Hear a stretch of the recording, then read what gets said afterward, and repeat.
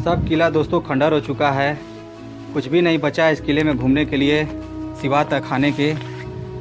तो आइए दोस्तों, हम उस जगह पर चल रहे हैं जिस जगह से बताया जाता है कि शेरशाह सूरी के परिवार को मारकर दुर्गावती नदी में फेंक दिया था और इसी पहाड़ पर से फेंक दिया गया था। ये जो पहाड़ है समुद्र तल से लगभग 1500 फीट की ऊंचाई पर से है और 1500 फीट की ऊंचाई पर से ही शेरशाह सूरी के परिवार को उस बहती हुई दुर्गावती नदी में फेंक दिया गया था।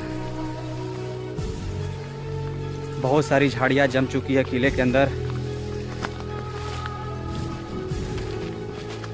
एक बार मैं आज से 2 साल पहले इस किले को आया था घूमने के लिए, लेकिन मैं किले को अच्छी तरह से नहीं घूम पाया था।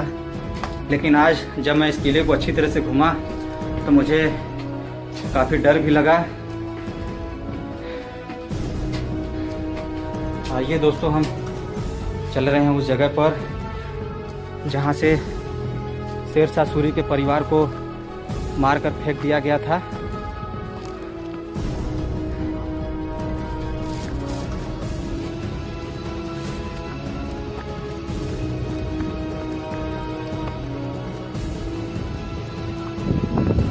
और आप ये दोस्तों देख सकते हैं, यही है वो दुर्गावती नदी।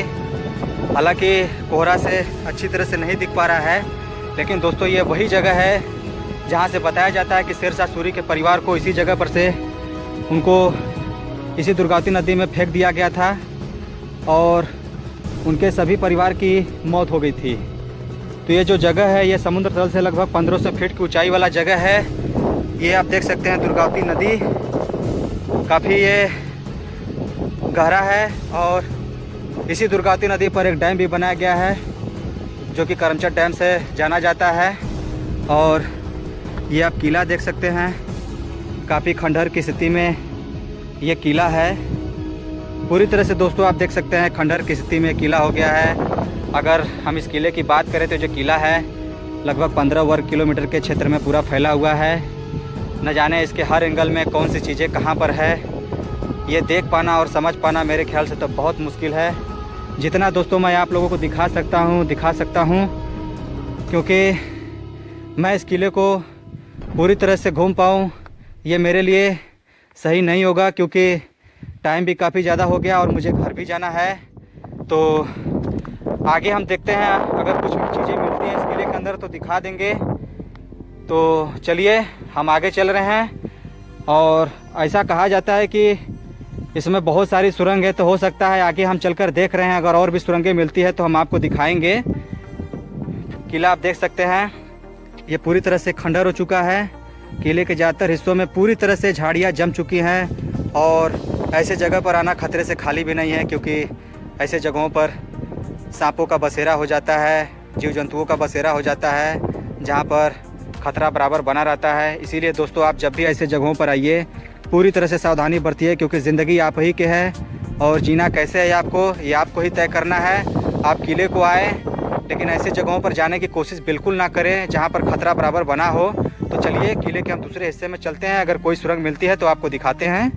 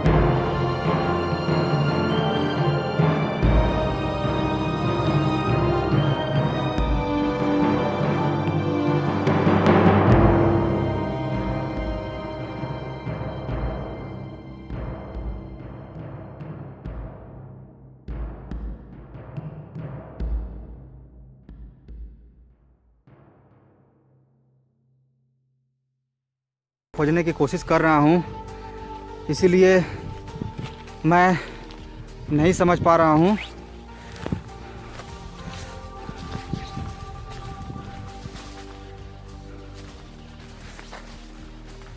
ये आप देख सकते हैं दोस्तों, यहाँ पर उस ज़माने की यह पिलर खड़ा है। अब किस लिए खड़ा होगा मुझे तो नहीं समझ में आ रहा है।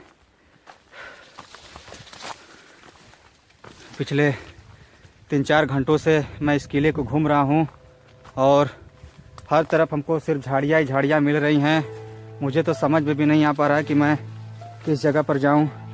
ये तो वही सुरंग है जिस सुरंग में मैं गया था। एक और सुरंग है, लोगों ने हमें बताया कि 5 सुरंग है, 5-6 सुरंग है, लेकिन एक सुरंग और है जो कि मुझे नहीं समझ में आ पा रहा है कि कौन सा है। और इसमें भी मैं गया था, ये भी वो सुरंग नहीं है। तो मुझे तो दोस्तों नहीं मिला वो शायद सुरंग। अब कहाँ पर हो सकता है? झाड़ियों से भी ये पटा हुआ है, वरना हम उसको आसानी से खोज लेते हैं।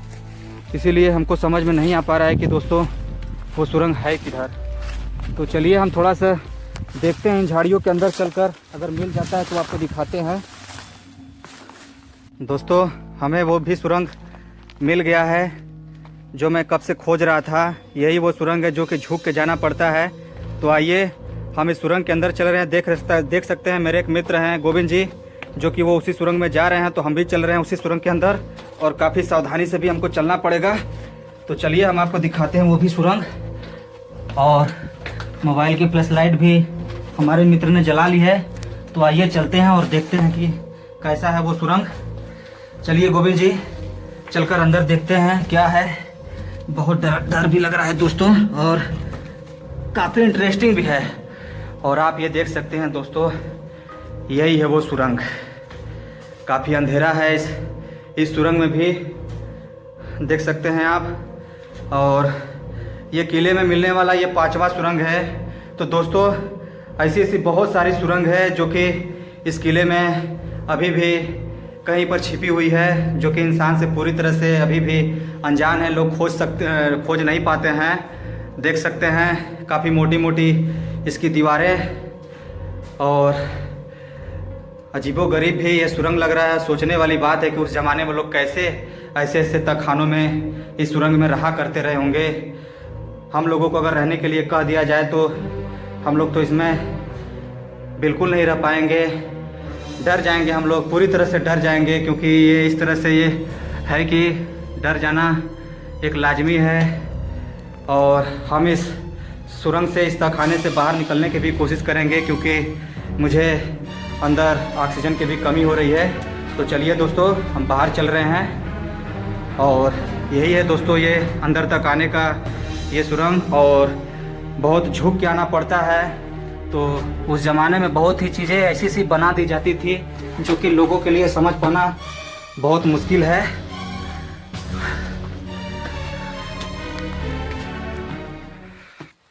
वैसे देखा जाए तो किले में घूमने के लिए कुछ बचा है नहीं।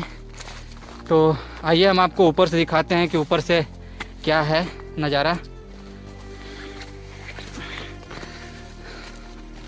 ऊपर से देखने पर कैसा दिखता है ये।